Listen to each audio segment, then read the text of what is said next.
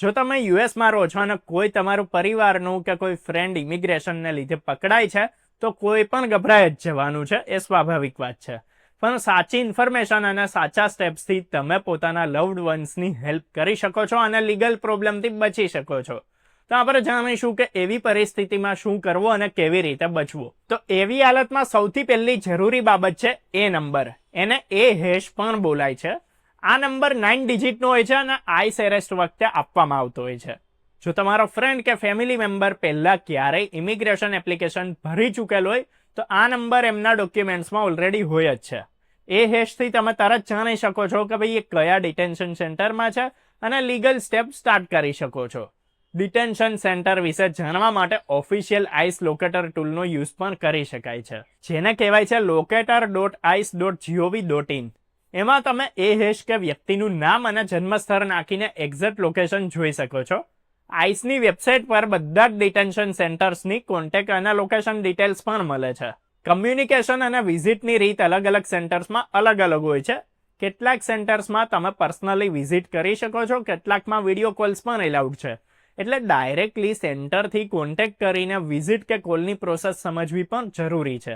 તમારું જે બી કોઈ અંગત પરિવારનું કે ફ્રેન્ડ હોય એને મની મોકલવા કે બેઝિક નીડ્સ માટે ગાઈડન્સ પણ તમને ત્યાંથી મળશે. જો આઈસ રેડ કે અરેસ્ટ થઈ છે તો તરત ઘટનાની ડિટેલ્સ લખી લો. એની પછી તમે ICARR family support hotline 1855 help my family 1855435769 પર કોલ કરી શકો છો. આ હોટલાઇન લીગલ સપોર્ટ અને ગાઈડન્સ બંને આપે છે. એની સાથે જ ઇંગ્લિશ, સ્પેનિશ, કોરિયન અને પોલિશમાં સપોર્ટ અવેલેબલ હોય છે. ડિટેન્શન પછી પણ જરૂરી છે કે બધા જ ઇમિગ્રેશન અને ક્રિમિનલ ડોક્યુમેન્ટ્સ રેડી હોય. એમાં trial, immigration applications, receipt, notices, police reports, charging documents અને સેન્ટેન્સિંગ પેપર્સ સામેલ છે. એક્યુરેટ ડોક્યુમેન્ટ્સ લીગલ પ્રોસેસને સ્મૂથ બનાવી દે છે. કોર્ટ હિયરિંગ્સ અને લીગલ રાઇટ્સને સમજવા પણ બહુ જરૂરી છે.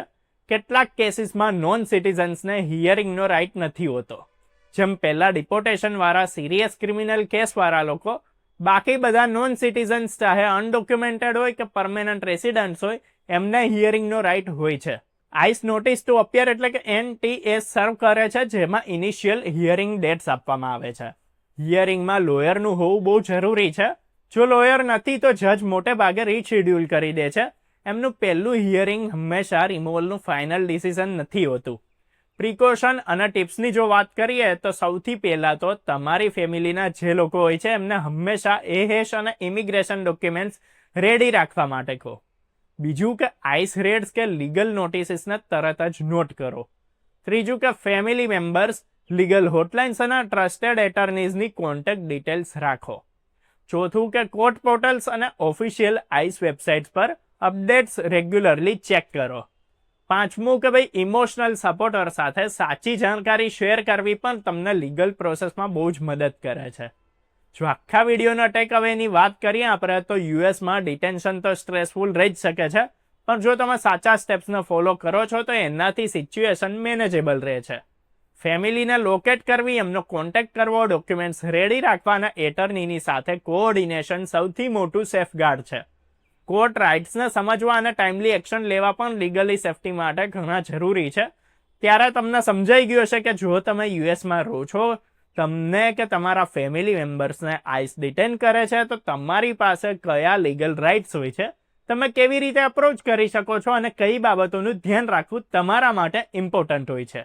જો વિડીયો પસંદ આવ્યો તો લાઇક કરો, શેર કરો અને આવા જ વિડીયોઝ જોતા રહેવા માટે ફોલો કરો, સબસ્ક્રાઇબ કરો અર્બન ગુજરાતી.